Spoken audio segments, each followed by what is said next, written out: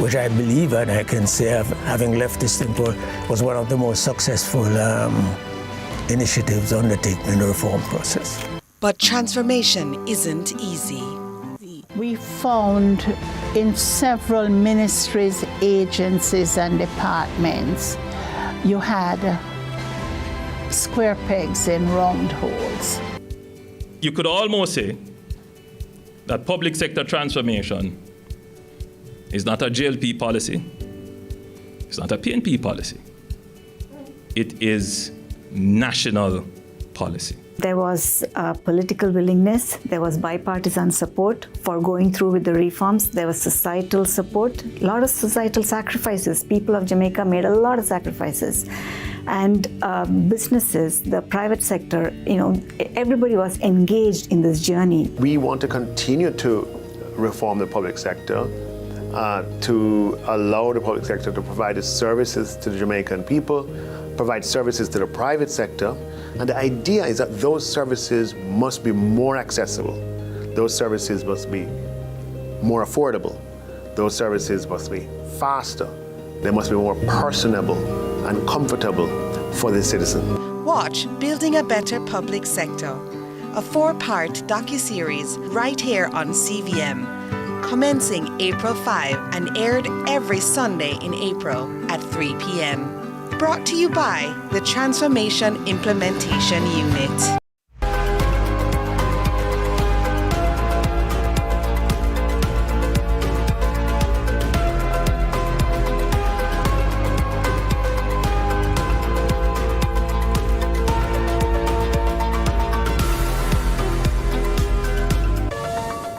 Thanks for joining us for CVM News at Noon. It's Wednesday, May 6, 2026. I'm Amoy Harriet. We begin this afternoon with news coming out of Wednesday's post-cabinet press briefing. The board of the University Hospital of the West Indies has approved sweeping reform recommendation as the fallout from the Auditor General's report deepens. The push to amend the governing law of the University Hospital of the West Indies comes as authorities seek to tighten oversight and improve how the institution is managed. Health Minister Dr. Christopher Tufton, who was at this morning's media briefing, says reshaping the board, including reviewing its size, will help ensure more effective decision-making and better accountability at the highest level. He says the board has signed off on the report from the Institutional Review Committee, endorsing the recommendation, one of which is that the UE Act should be amended. The committee found inconsistencies with the University Act and the Customs Act, even though the Customs Act would supersede the University Act. University Act is a very aged act, and there were clauses there, one in particular, which gives the university the right, the authority to get waivers, for want of a better word, on custom duties, full stop, almost for whatever reason, could be interpreted anyway. And of course, the Customs Act has a very different position. And that seemed to, in the view of the committee, created some possible confusion, even though a strict reading of the law would indicate that the Customs Act should guide those decisions. Meanwhile, the government says it's now stepping up surveillance for Hantavirus following an outbreak linked to a cruise ship. 3 people have died and others are now seeking medical treatment following the outbreak aboard a vessel traveling through the Atlantic Ocean, raising concerns about possible importation into Caribbean ports. Now, the deadly virus has spread to Europe after a passenger who had already left the cruise ship tested positive back home. Speaking at this morning's post-cabinet press briefing, Chief Medical Officer Dr. Jacqueline Bisesa McKenzie said heightened monitoring is now in place, particularly for incoming cruise vessels, alongside increased public health sensitization. However, she notes that Jamaica doesn't currently have the capacity to test for hantavirus locally. At the present time, we do not have in country the capacity to test for hantavirus. However, regionally, we do, because the CARFA, our Public Health Regional Agency, has the capacity to test, and we have spoken to them. We have transportation systems that have been strengthened recently, coming out of changes that they have made at CARFA in terms of ensuring that we can get quick transport of samples to Trinidad for testing. So that is in place. We've also been in discussions with PAHO, and we are looking at other collaborating centers, such as the CDC and another institution, I think, in Argentina, that have the capacity for testing, that we will be looking if, of course, we have any problems.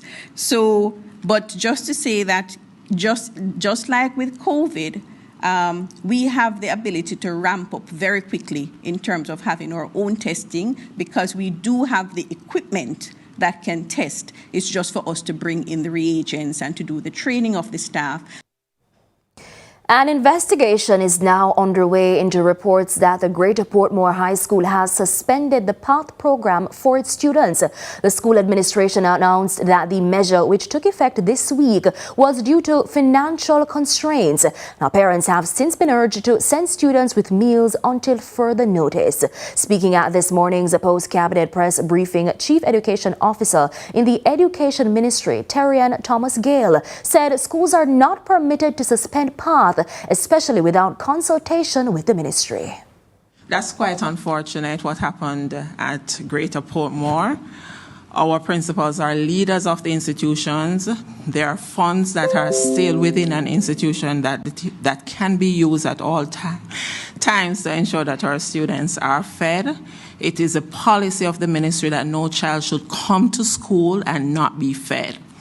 All PATH funds have since been in all accounts for all our schools. So the schools can suspend the program? That's not allowed. That's not allowed. As leaders in our institution, we are to make the necessary arrangements to ensure that our students are fed at all times. The ministry is here.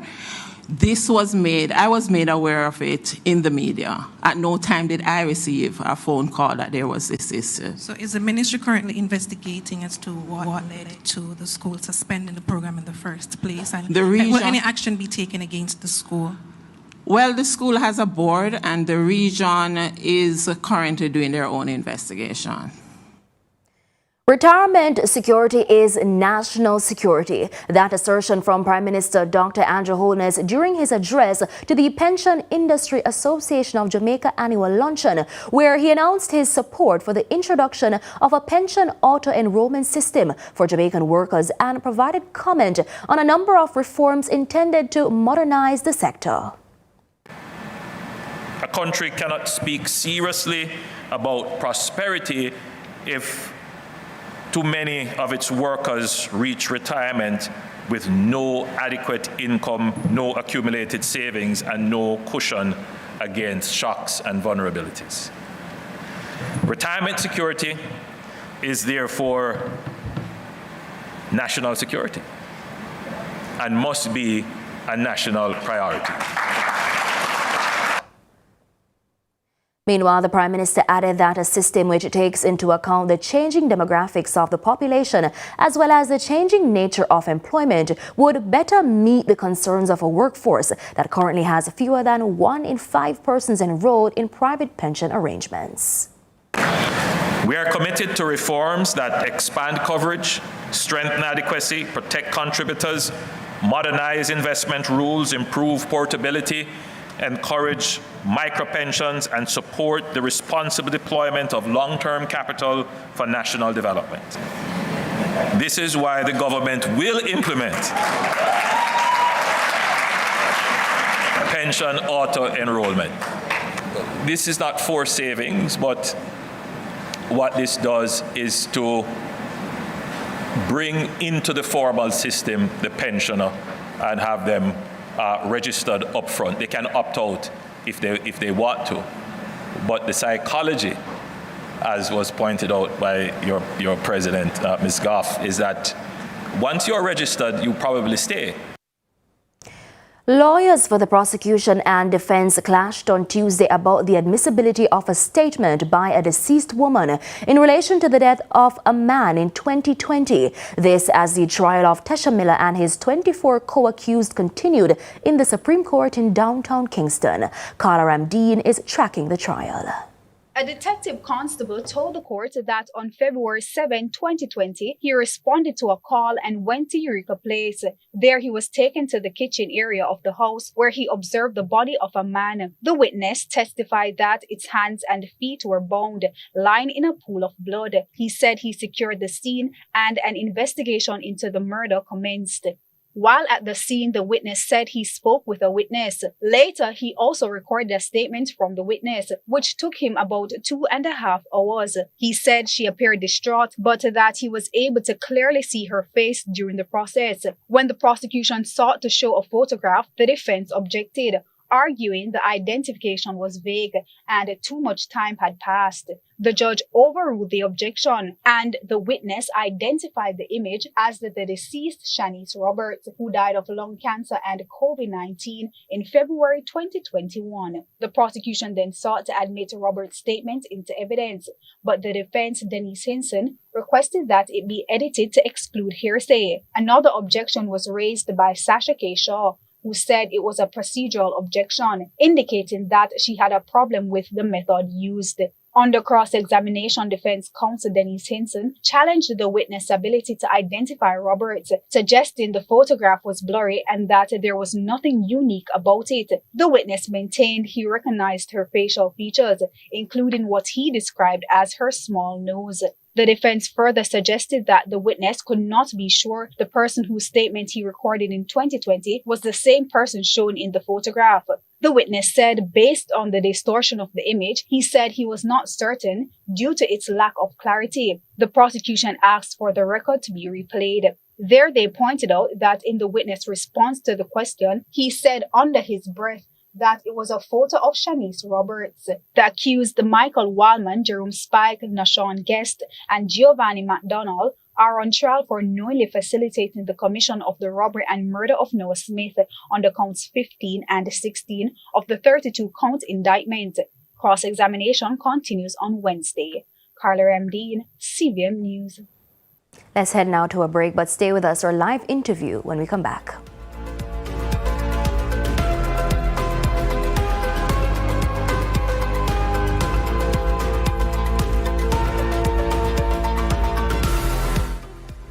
Delve deep into the issues. We'll take you beneath the surface. Greetings and salutations. My name is Orville Higgins, and it's another edition of Fan Central. Talking to the people at the heart of the top sporting stories.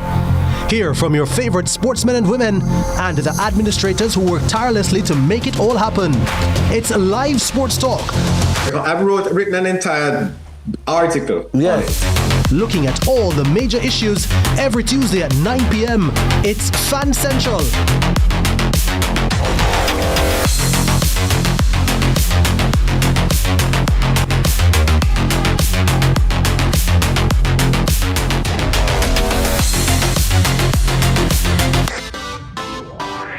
Every dream conquered is another dream game. I land and I fly again like a jet plane. Headed straight in your direction. 'Cause I'm wiser, one step closer. I'm winning 'cause I work so hard. And the music keeps on playing, and the people that I say we are mash up the night. Oh, what a feeling! Don't stop dreaming. Keep on believing in the power of the feeling. Whatever you want, take a chance. Song in your heart, step in your dance. You got a spark, don't fit it dark. Shine your lights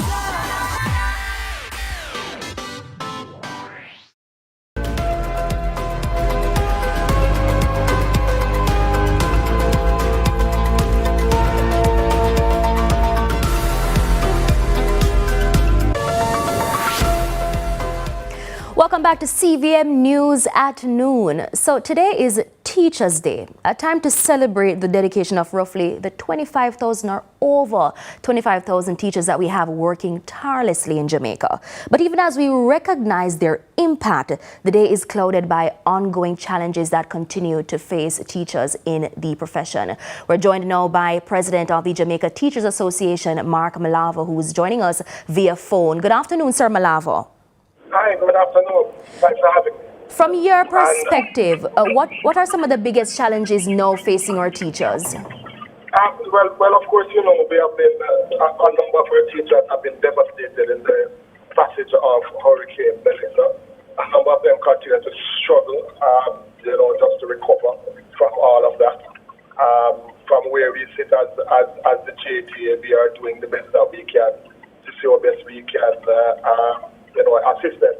We have, for example, diverted significant resources that we normally use for Teachers Day to so best we can help a number of our members as part of the hurricane relief effort that we are undertaking.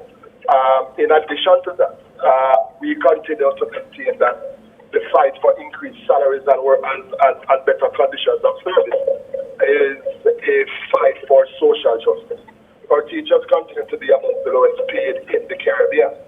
And notwithstanding this, when you look at the data coming out of the Ministry of Education, our teachers are based on that data, our teachers have performed above and beyond the call. So even today, as we celebrate Teachers Day, we must recognize that our teachers are nation builders and that they should be paid a salary in keeping with their value, their worth, and their contribution to national development. How concerning is the issue of teacher migration, and how do you think that this is affecting the sector? Teacher migration continues to be a major issue. You know, the data points to the fact that Jamaica is among the countries that have the highest rate of professional migration. And teachers, the teachers are a critical component of that. You know, teachers will continue to look for greener pastures if it is that they don't believe that the country is paying them their salary, keeping with their value and their worth. You know, there's a saying in Jamaica that cow don't know the youth like tails, the youth lose it. And the truth is, many of our teachers, many, believe that there are some quarters in society that are ungrateful for the contributions of our teachers to nation. Mr. Malava, early in the newscast, I shared with our viewers a report coming out at Greater Portmore High School where the institution has now suspended the PATH program for its students. And we understand that this is due to late PATH payment from the ministry. Do you know this being a problem or know of this being a problem in any other schools? I can't say that I know of it being a problem in other schools. These things have raised their heads from time to time, and I believe that the Ministry of Education needs to take a very serious look at it to see how best they can ensure that the funds that are sent to the schools in a timely manner to treat with PATH students. What more should we be doing, Mr. Malava, just before we wrap? You know, you spoke earlier about the wage negotiations. What more can we be doing as a country to ensure that we're supporting our teachers who so desperately need this support from us? Be a part of the advocacy. Lend your voices to the cause. You know, when you see a teacher, encourage them. The reality is many of our teachers are struggling, many of them financially as well. And you know, we need to ensure as a country that our teachers are paid a salary in keeping with their value and their worth. And we'd love for society to join hands and support that cause. Again, I made the point that this issue of better salaries is really a fight for social justice for our teachers. All right, thank you so much. That was President of the Jamaica Teachers Association, Mark Malava. Thanks as always, Mr. Malava. We go now to news overseas. 3 patients with suspected hantavirus infections were being evacuated from a cruise ship to the Netherlands on Wednesday, the UN Health Agency said, as the vessel at the center of a deadly outbreak remained off Cape Verde, with nearly 150 people on board waiting to head to Spain's Canary Islands. We hear more from France 24. 3 patients suspected of hantavirus evacuated from this cruise ship docked off the coast of Cape Verde. The British, German and Dutch national are being sent to specialized hospitals in Europe. According to officials, 2 of the patients are reportedly sick, while 1 is possibly infected with the virus. Medical experts, however, are split on the risks ahead for the broader public. It's still a virus that has low risk of spreading to humans, unlike coronavirus, which had a high risk and spread easily.